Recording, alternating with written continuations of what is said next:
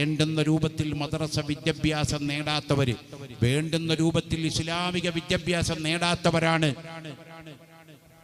കോഴിക്കോട് ജില്ലയിലെ താമരശ്ശേരിയിൽ ആഷിഖ് എന്ന് പറയുന്ന 25 വയസ്സുള്ള ചെക്കൻ മയക്കമരുന്നടിച്ചിട്ട് വന്നിട്ട് ക്യാൻസർ പിടിച്ച് ഓപ്പറേഷൻ കഴിഞ്ഞ് കിടക്കുന്ന ഉമ്മാടെ തലക്ക് കത്തിയെടുത്ത് കുത്തി കൊലപ്പെടുത്തി. ആഷിഖ് പേര് മുസ്ലിമാണ്.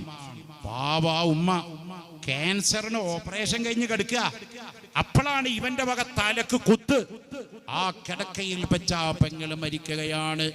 മയക്കമരുന്നാണ്, കഞ്ചാവാണ്, ബ്രൗൺ ഷുഗറാണ്, MDM ആണ്.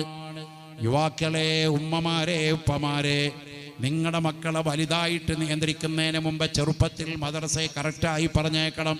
10ാം ക്ലാസ് വരെ മദ്രസ വേണം ഇവിടെ, അത് കഴിഞ്ഞാൽ പള്ളി ദർസ് വേണം ഇവിടെ.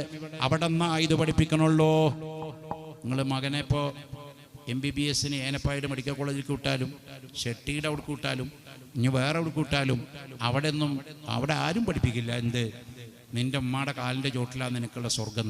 അതെവിടെ പഠിപ്പിക്കണത്? മദ്രസേന.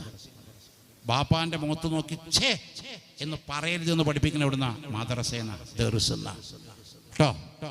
ഉസ്താദിനെ ബഹുമാനിക്കണം എന്ന് പഠിപ്പിക്കുന്ന എവിടുന്ന? പള്ളി ദർസുന്ന, മദ്രസേന. അതുകൊണ്ട് അവിടേക്ക് പറഞ്ഞേക്കണം നിങ്ങളുടെ മക്കളെ.